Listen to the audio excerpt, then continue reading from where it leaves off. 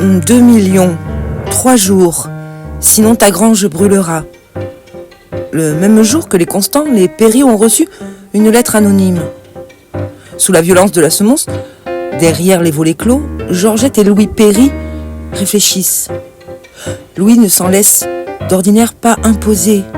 Mais aujourd'hui, le maître chanteur semble bien renseigné sur la récente bonne fortune des Péry. Ils devront payer. Bientôt, tous les habitants des escrocs reçoivent le même type de menace.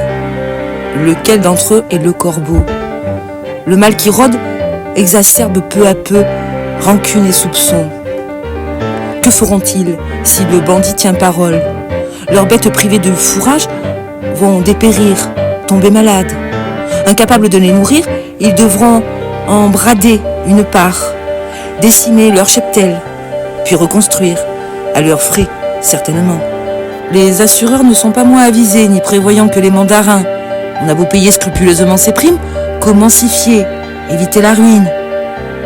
Toute une vie d'efforts, de labeur, et se retrouver seul au bord de la nuit, sur la route grise, comme des trains de misère. Trembler à l'idée que tout ce qu'on a vécu, réalisé avec tant de conviction qu'on osait, sans emphase, le croire définitif. Ce monde, par le fait d'une simple lettre anonyme, puisse se révéler ce qu'il n'a jamais cessé d'être. Une boule creuse, un château de neige.